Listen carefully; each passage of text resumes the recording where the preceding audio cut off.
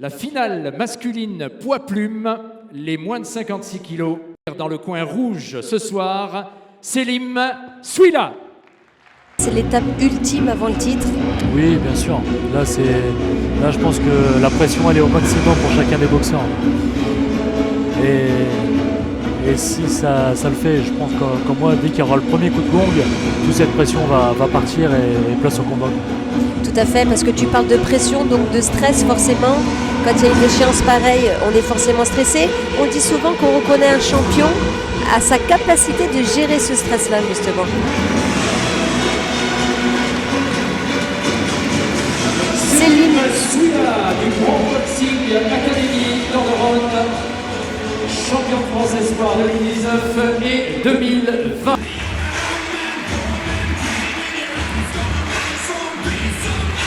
Donc Christophe qui est âgé de 27 ans, il est donc né dans les Yvelines, de parents réunionnais.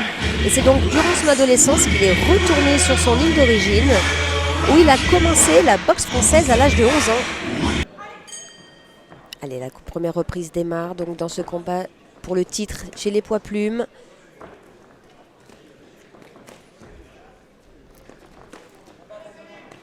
Et ça va vite, ça commence fort, ça Nicolas. Vite et ça s'impose des deux côtés. Oh. Ah. Touché dans les parties, malheureusement pour Christophe. Qui va avoir une petite remontrance de l'arbitre.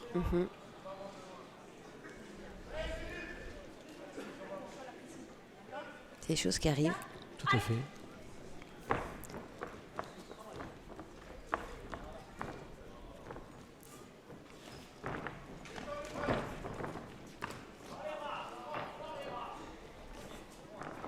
Bon, ça débite des deux côtés. Sur des liaisons point-pied. Ah, on cherche le foie là pour du côté de Christophe. Alors, en boxe française, Nicolas, pas le droit aux saisies. Non, pas de saisie. Uniquement la frappe avec le pied. Enfin, on a le droit à toute la partie de la chaussure. Et les frappes tibiales sont interdites. Sous peine d'avertissement. Oui, tout à fait.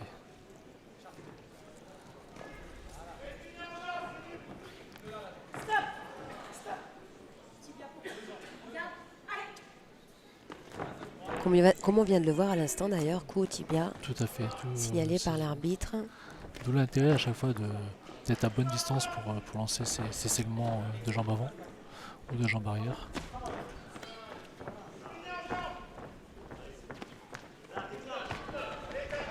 Voilà, sur les sorties pieds.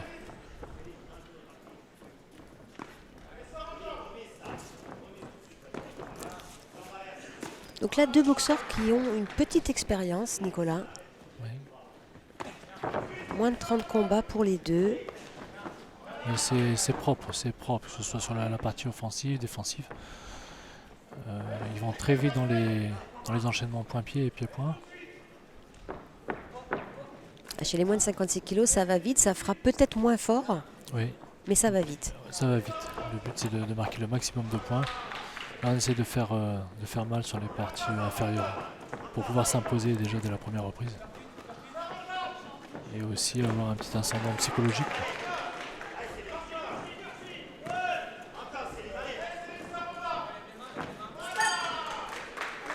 Fin de la première reprise. Une fin de première reprise qui a été pour ce round, Nicolas, assez équivalent. Voilà, c'est un round qui est assez équilibré pour les deux. Donc ça s'observe, ça frappe et ça. Surtout sur les. Ça se cherche sur la jambe avant. Effectivement, tu fais bien de le préciser, Nicolas. La boxe française est le seul sport de combat, qui est le sport de percussion en tout cas, qui se pratique avec les chaussures. Oui, tout à fait. Parce que si par exemple on prend l'exemple d'une autre discipline comme le full contact, il y a un revêtement au-dessus du pied, mais c'est pratique pieds nus. Là, le fait d'être avec la chaussure, les déplacements sont très dynamiques et on va profiter de l'ensemble de la semelle et la pointe pour pouvoir trouver des coups beaucoup plus précis. Et du coup faire mal là où il faut, c'est-à-dire plexus, le foie, et après rechercher le menton, bien entendu.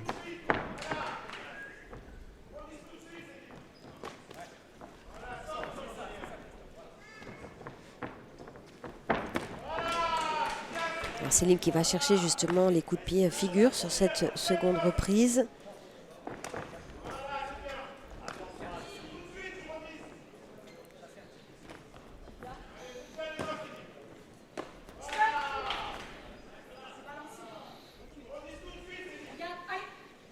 On entend l'arbitre dire c'est balancé pour vous, Nicolas. Qu'est-ce que ça veut dire? Alors oui, en boxe française, on impose le fait d'armer chaque coup. On ne peut pas balancer directement. Il faut qu'il y ait un passage au niveau de la hanche et puis il faut armer à chaque fois.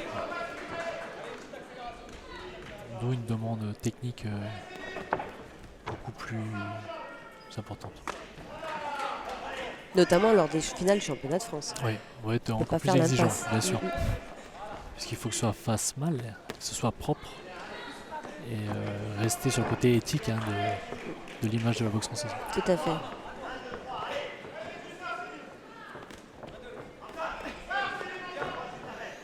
Un bon travail de la part de Christophe de poing, en sortie jambe. Oui, on l'a vu sur la reprise d'avant où il était un peu plus sur la défense. Là, il commence à mettre la marche avant.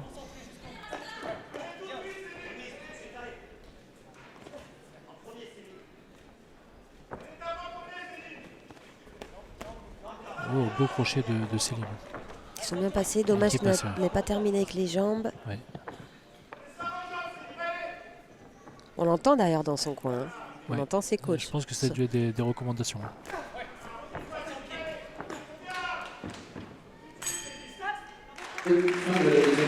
Christophe qui continue à saper les membres inférieurs de Selim.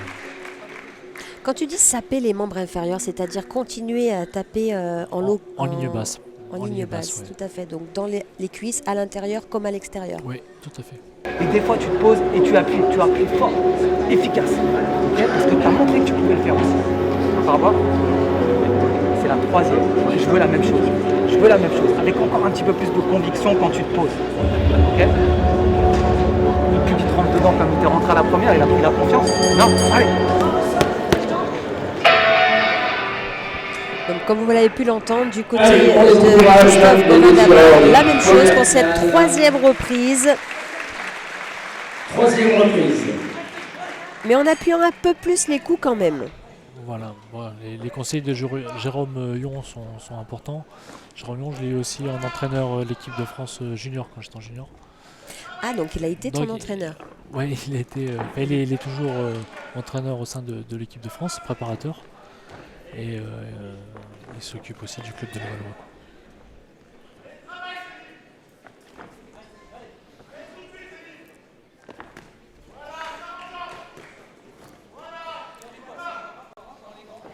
Christophe qui boxe donc au Levallois Sporting Club et qui a aussi pratiqué le rugby, qui est d'ailleurs son sport de cœur, comme il l'a déclaré. Il continue encore aujourd'hui à en faire.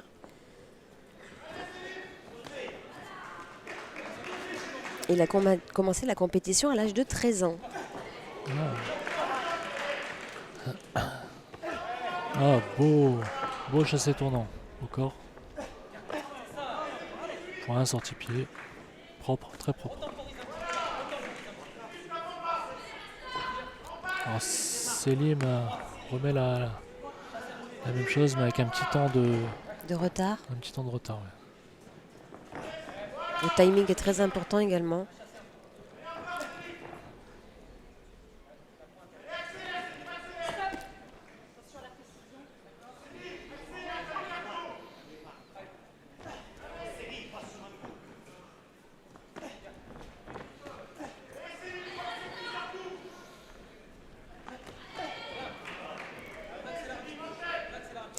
Les techniques de jambes, est-ce qu'elles valent plus de points que les techniques de poing?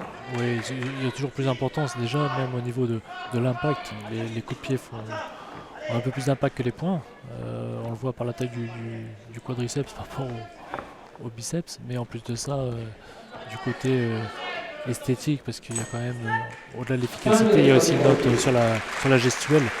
Et ça peut donner des points supplémentaires pour la notation au niveau des juges. C'est bien là, il y a 2 rounds. Bien. Il y a 2 rounds pour toi, bien. Il en reste 2. Plus que 2, hein. Plus que 2. Ça passe vite de reprises. Ok. Je veux la même chose. Plus de conviction. Encore plus de conviction. Quand tu veux t'imposer, impose-toi vraiment. D'accord. Vigilance. Tu as vu que des fois il compte. Voilà. Vigilance. Par contre, dur. Avec la sortie en jambe pour se mettre en sécurité tout le temps. Et les poids posent bien. D'accord. Il a eu mal aussi. Il a eu mal ici. Allez. 4. Comme l'a précisé le coin bleu, plus que 2 rounds. Ouais, et je pense qu'il est satisfait de son boxeur, parce qu'il dit de continuer dans la même ligne.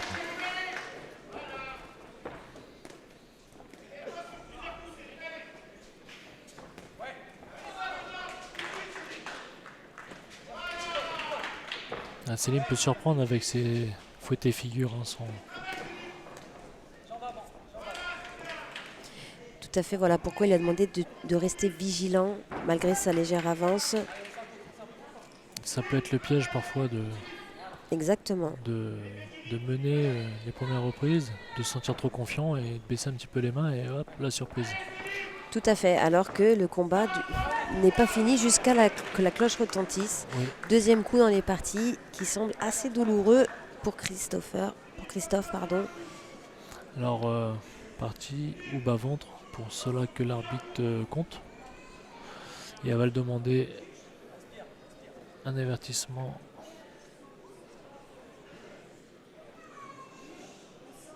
Pourquoi interdit?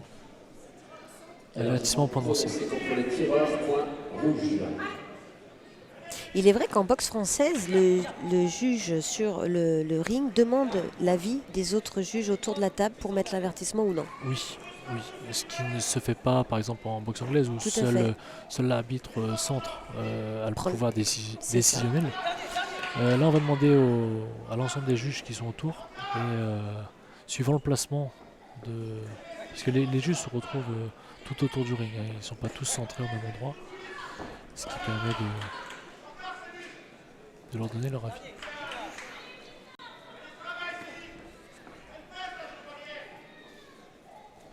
Là, quand on est un petit peu en retard sur la reprise et qu'on prend un avertissement supplémentaire, c'est très dur de revenir. Hein. Ouais, et même psychologiquement, faut s'accrocher. Mais en boxe, tant que le dernier coup de gong n'a pas sonné, tout peut arriver. Tout peut arriver.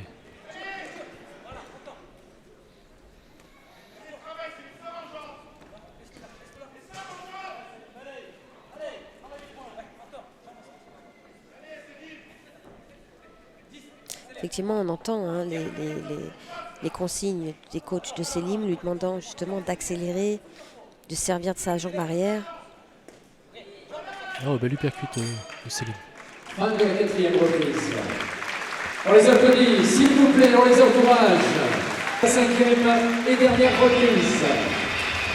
Alors on a entendu les consignes du coin bleu pendant la minute de repos et c'est vrai que c'est intéressant ce qu'a dit le coach de Christophe. Tu fais ce round comme si tu étais en retard. Oui, il lui demande d'accélérer même et de confirmer, de confirmer les rounds précédents. Et de ne rien laisser à l'adversaire finalement. Ouais.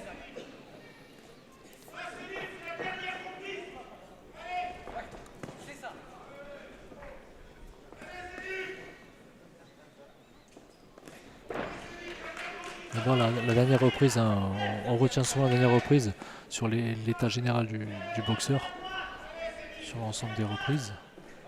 Mais c'est là qu'il faut être le plus vigilant.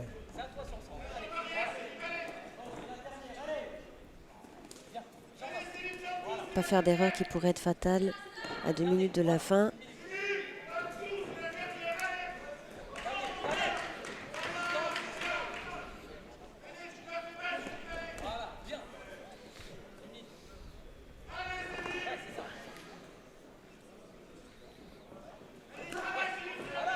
Oui, très bon barre arrière, ça, de Christopher. Oui. Ah, c'est tenté pour Selim, mais le revers tournant. Voilà, Selim sort son anglaise, mais ne sort pas en pied. C'est ça, c'est ce que lui demandent ses coachs depuis le début du combat, d'insister sur les jambes en sortie.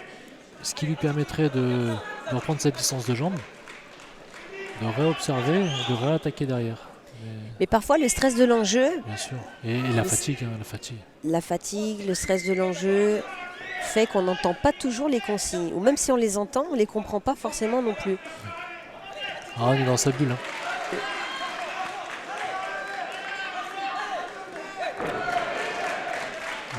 Fais tes figures de la jambe avant que...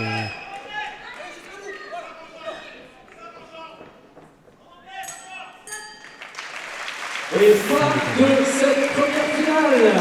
Fin du premier combat chez les moins de 56 kilos. Les deux Hommes. tenants de cette finale poids plume. Alors, qui va remporter le titre des poids plumes pour toi, Nicolas? Tu penches plutôt Moi. du côté de Selim? Bah, le travail, pour moi, a été fait de la part de Christophe. En plus de ça, il y a un avertissement qui a été donné au coin rouge. Point rouge, non négligeable. Donc c'est important hein, sur le bulletin, moins un point. Si c'est très serré, effectivement, l'avertissement va jouer. Elle peut jouer. Bon, là, je pense que ça va plutôt accentuer le fait que Christophe, pour moi, est en avance. Donc ça va creuser un peu plus l'écart, quoi. Mesdames et messieurs, nous allons passer à la proclamation des résultats de cette première finale. La finale de la catégorie poids plume, les moins de 56 kilos, avant de proclamer le vainqueur. Avec le jugement des juges arbitres, je vous demande une nouvelle fois d'applaudir dans le coin rouge ce soir. C'est celui-là. Il y a de rond dans le Rhône et dans le coin bleu, Christophe Colindara de Levallois. Selim qui disputait ce soir sa première finale, tout comme Christophe, en élite A. D'accord. Et nous allons, dans un instant, donc, proclamer le résultat de ce premier combat. Première finale pour Selim, parce que Christophe, après vérification, il a déjà fait une finale en 2019. Messieurs, Où il avait été sacré vice-champion de France. D'accord, donc une expérience supplémentaire par et déclaré ce soir vainqueur de cette finale à l'unanimité des juges. Bravo pour le pronostic, Nicolas. Bravo pour le pronostic. Christophe l'emporte. Non, c'était un... Il n'a pas démérité du tout. Il est allé chercher sa victoire. Christophe Govadama, nouveau champion de France chez les poids plumes.